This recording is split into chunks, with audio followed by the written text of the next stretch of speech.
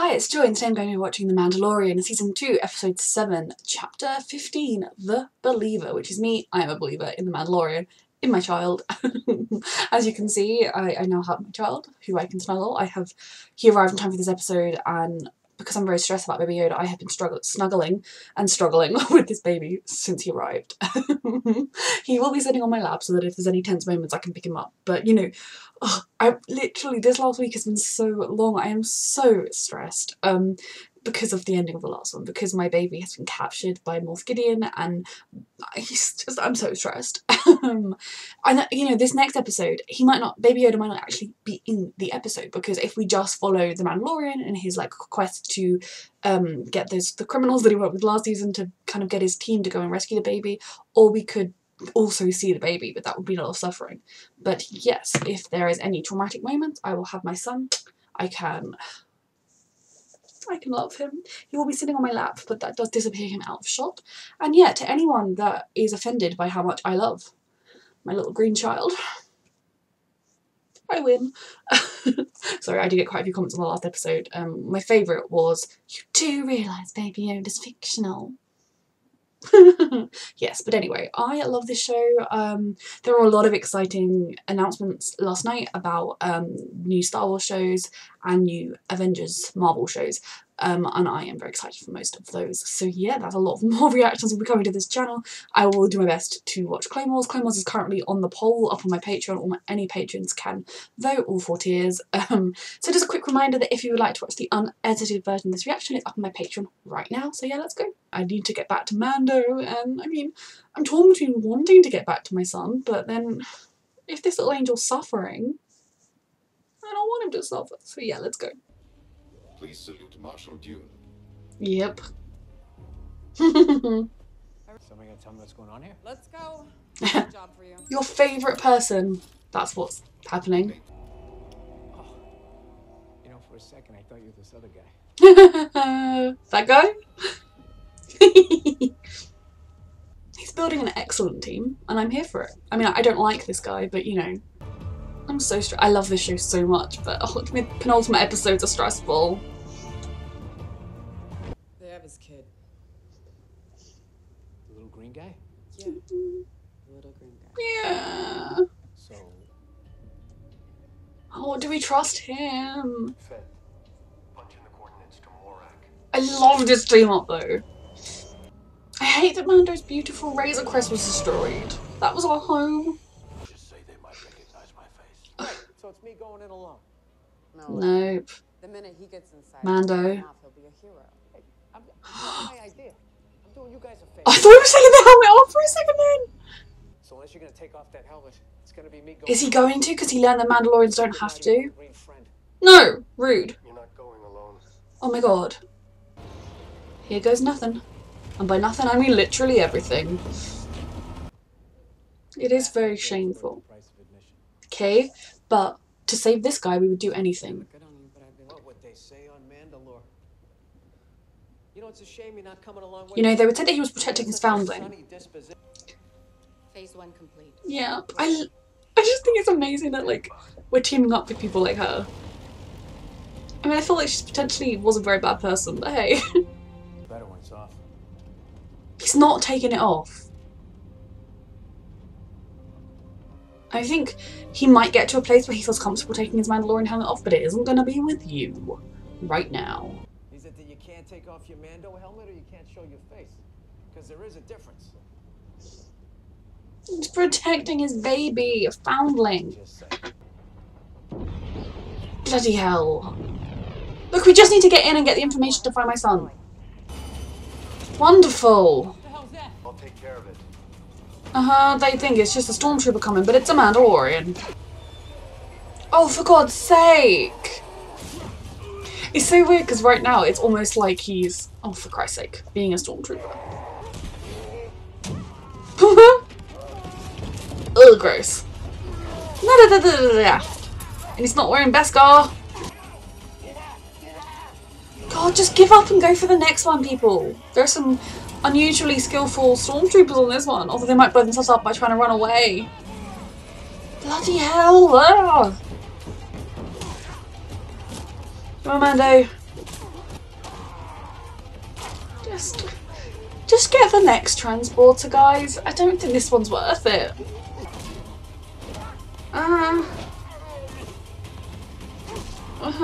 You need to get the bomb, get the bomb, get the bomb, get the bomb, bomb, bomb, bomb, bomb. Throw it at them, throw it at them. Oh, Mando.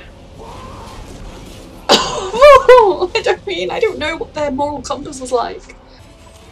Surely the base has some security measures that they can send out. I love the... Oh, here I go again.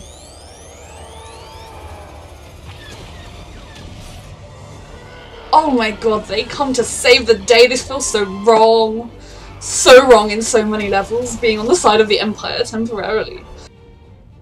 Oh my goodness. They'll all think he's the coolest dude. This is so wrong.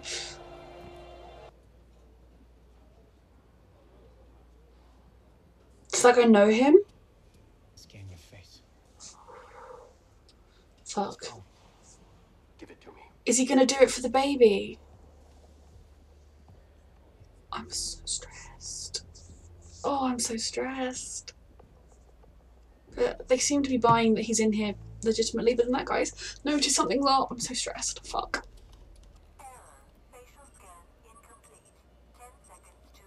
Oh gosh. Hello, sweetheart. For the kid. And you know, you've learnt now that not all Mandalorians have the thing about the heads, alright? For the baby. But you know, we learned the Mandalorians take the helmets off sometimes. Pay attention when a superior addresses you. Long shift, sorry mate. What's your TK number? TK12, yeah, totally. My TK number is... What's your name, officer? We just call him Brown Eyes. Sir, come on, let's go fill out those. I'm sorry I didn't trust you. You've actually been quite trustworthy on this mission. You two managed to be the only transport today to deliver their shipment. Congratulations. Yeah, all this feels... I know he's taking his helmet off primarily... Just pause before they start talking. Primarily for the baby, because, you know, like, it's an important mission. He will sacrifice anything, even his morals and his ideals, to protect the child, you know, like, kind of when it's your kid. And it's very much something that dishonours him personally. It's not like he's revealing state secrets for the Mandalorians or anything. It's literally just something for himself. But part of me does wonder whether he's starting to doubt how rigid he believes in his code. Meeting other Mandalorians, especially Mandalorians that potentially were high-ranking on Mandalore, because from what I've been told, Bo-Katan was from like a royal family or like a noble lineage or something. I am going to watch Clone Wars and stuff, so I will learn more about this. Finding out you don't have to keep your mask on would start to shake your belief. And he might choose to keep that belief. He might choose to be like, well, no, that's where I came from, and, you know, kind of in the same way that you have like Catholics and Protestants. But I do wonder, and then we'd get to see Pedro Pascal's face more, and I don't know, like, I think he does a brilliant job of emoting. Like, even when he's got his full armour on, helmet on, you can read every single emotion the Mandalorian's feeling. He has amazing body movement to convey his emotions. But I do wonder whether we're heading in that direction, that this might be a first step. And is he going to take it literally and, like, now he can never put his helmet back on again, because that's what he used to say? Or is he kind of going to be like a Mandalorian that puts it on most of the time and has it off sometimes? I don't know. I'm just baffling. Baffling? What is the word now? Bumbling? Babbling, that's the word. I wonder what's taking them so long. Where are you from, Brown Eyes? Fuck. How about a toast to Operation Cinder? Depends on who you ask, don't you think? It does, but remember... Trooper. What was the Redonium you delivered? We can create havoc that's gonna make Burning Khan just pale by comparison. And then they're gonna turn to us once again. And they're the ones that delivered it, oh my god. We need to destroy this base when we leave. Welcome us back with open arms. Something I do enjoy with this show is that the characters, I mean, okay, a lot of the Imperial people are black and white, but characters like him, he was a character I hated in season 1, you know, he... Oh no, they can't drink to that. We can't drink to that. Oh fuck. Yep. He deserved that, but... My god, now we're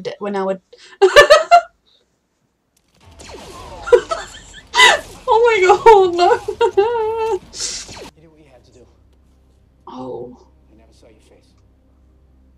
Oh. Like, he was such a bad guy in season 1. You know, like, he was all like, oh, I'm gonna take the baby as a pet, and trying to, like, betray Mando and, like, lock him up and all that kind of stuff. And yet in this episode, he's helped them out. He's not even been that much of a dick about it, or not seemed to have any kind of ulterior motives at any point.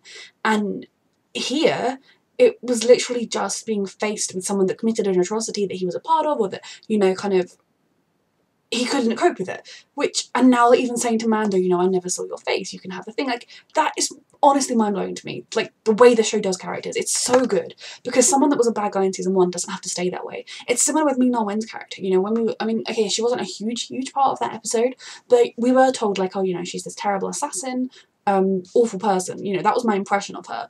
And when we met her, she was a little bit manipulative and kind of, like, smart, whereas now she's just like, I'm loyal to Boba Fett because he saved my life. I'm gonna save the baby. We love her. I love it.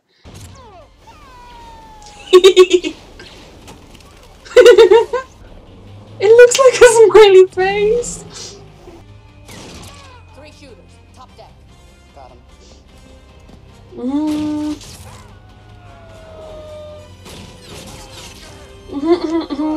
Good. Yee. Okay. Can we destroy the base somehow? Because it's got all that stuff in it that's going to create giant weapons. So they're not going to be complicit in creating any bombs or terrible mass weapons of destruction. Good. Good. Oh, Christ.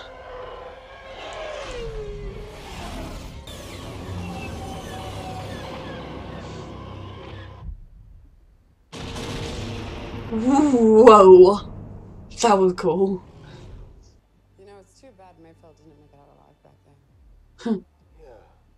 Does that mean I can go? Time to go. Because I will. Because I will. What's our next move? Anxiety is a good next move. Moff Gideon, you have something I want. Soon, he will be back with me. He means more to me than you will ever know. Yes!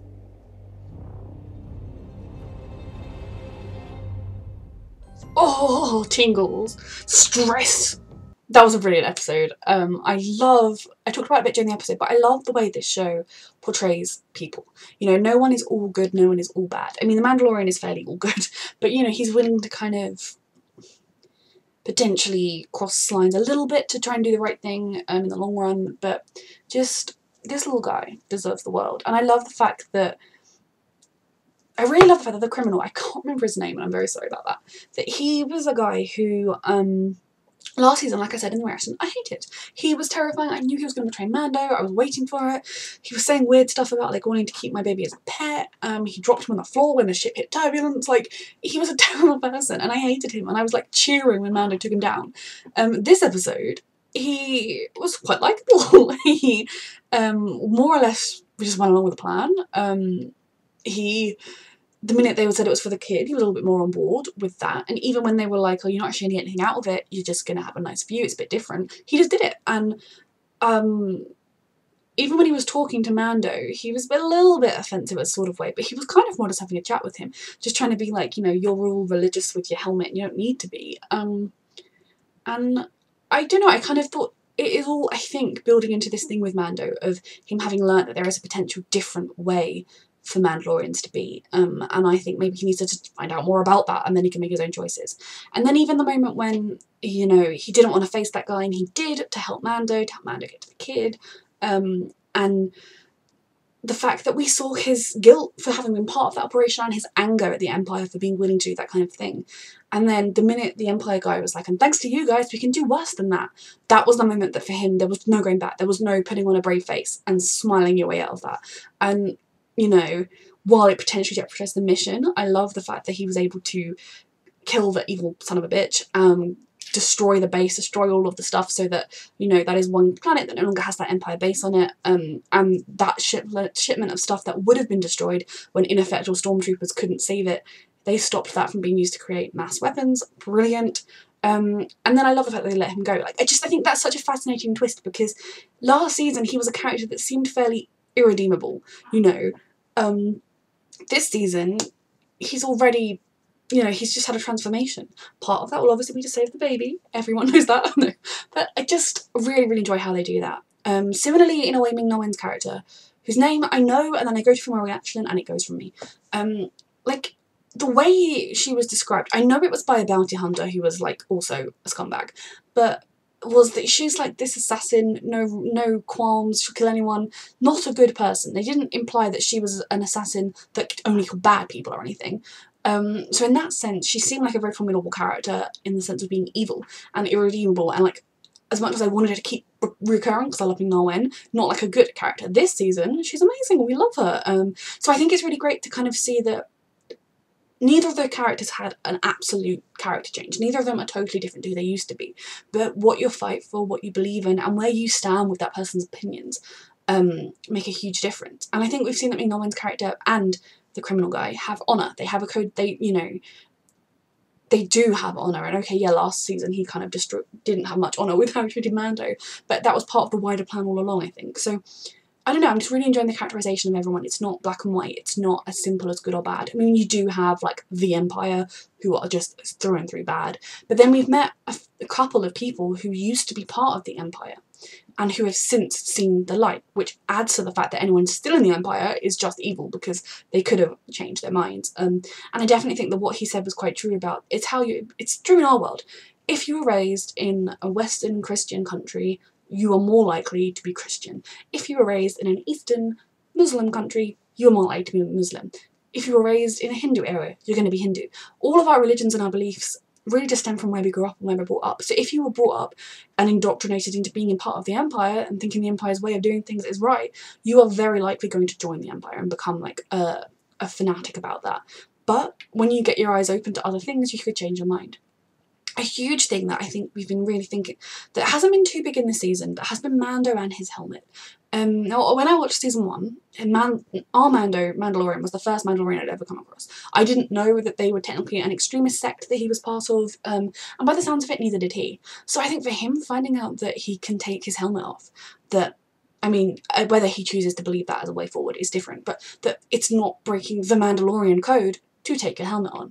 The armour, the like kind of the caring for the foundlings, the being honourable, they are all things that are part of Mandalorian code, but having the helmet on or not isn't one of them. And I think that is just huge for him. We've seen a tiny moment when he and Baby Yoda, he and my Grogu, were eating, where he lifted his helmet up just enough to drink the soup or whatever, and you know, you saw Grogu like, can I see his face? No. You almost did, didn't you? Sorry, I have been talking to him all day. He's my son.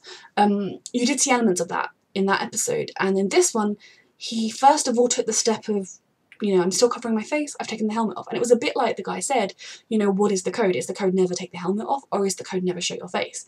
And the way Mando has previously put it, it is never take the helmet off. And he did, and he put it with the stormtrooper, and that whole thing just felt dirty. When, like, you know, they were fighting as stormtroopers, and then all the other stormtroopers were cheering them. Oh, it just felt wrong. I'm so glad they destroyed that base in the end, because it kind of makes that left feel, you know, we can cope with that more. And again, sometimes you have to do things like that when the prize is worth it. To save an innocent, sweet child, you need to be able to do things like that. And Mando, we saw that he kind of was able to bend his code into a way that, well, yeah, I'm still covering my face, so that's fine. Which technically he was breaking the code. And then when it came down to it, the baby was worth it for him. He took off that helmet. His love for this child is worth more than a lifetime of belief and his code. And that just is so accurate to being a father and to loving a child. And I think, like, what he said in the message at the end about, you know, that child means more to me than you can ever understand. That is why, to me, if this show, this season, or at any point in the show, he leaves Baby Yoda behind, he leaves Grogu with a planet of Jedi or with someone to care for him, it goes against everything we've seen. That's not who Mando is. That's not how he loves this baby and the baby loves him. They are a family, and that is what I want to see explored.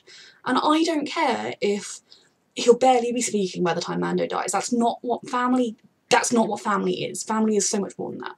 And if you just want to watch a sci-fi show full of bang, bang, explosion, shoot, shoot, you know, fine, with no baby in it, watch any of the other ones they've just announced.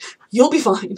But this show has both, and that is why it's so special. You know, it can do an episode like this one, or like quite a few this season, where you have the epic fight seasons, you have the epic action, you have the Star Wars lore, you have, like, I have learned so much from this show, more than I ever did in the movies, really, about the world of Star Wars. And yet, at the core of it, you can have this beautiful relationship building between Grogu and Mando. But going back to Mando, him taking off his helmet in that moment was so huge. You know, we saw that last season he was willing to die rather than take it off. He was entrusting the child to other people to care for him, but he was willing to die rather than take that helmet off. If the robot hadn't been there, Mando would have just lain there and died. Whereas this season, in order to save the baby, he could take it off around his enemies as well. And that is huge. That really shows, I think, the strength of belief and love he has for this child. But it also shows, I think, potentially the first signs that, having learnt that he was potentially raised by an extremist sect rather than this is the way, you know, that there are other ways, maybe he is actually going to build to a place where he could take his helmet off more. I know there have been all sorts of rumbles, like I've seen various headlines that are like, Pedro Pascal has left the Mandalorian because he wants to take his helmet off more, and maybe that's the case, I don't know, but I could definitely see that being a way of getting him to take the helmet off more and getting to utilise the amazing actor they have playing him, although like I said, he does a brilliant job of showing the Mandalorian's emotions despite the fact you can't see his face as it is. I just think that would be a way without it kind of going against everything, because it's one thing to have a set of beliefs and to think this is the way, the Mandalorian way, but then to learn that it's actually not the Mandalorian way, it's just an extremist sect way. He really could be getting to a place where he's going to take it off more often.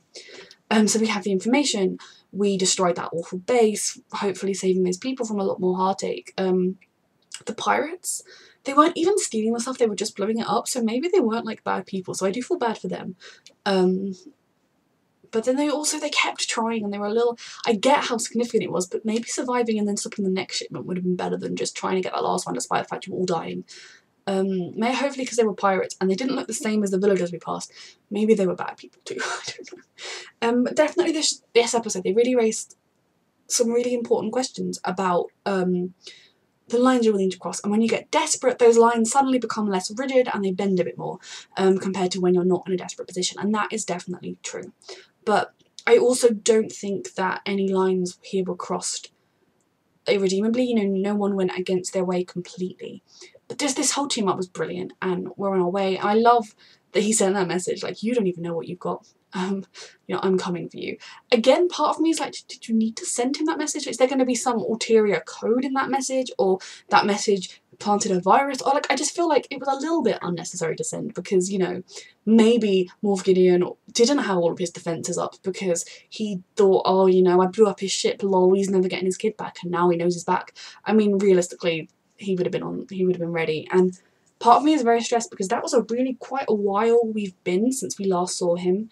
You know, time enough for Kara to set up all of the stuff to get custody of the guy, for them to, like, a lot of time has passed, and God knows what's happened to my son in that time.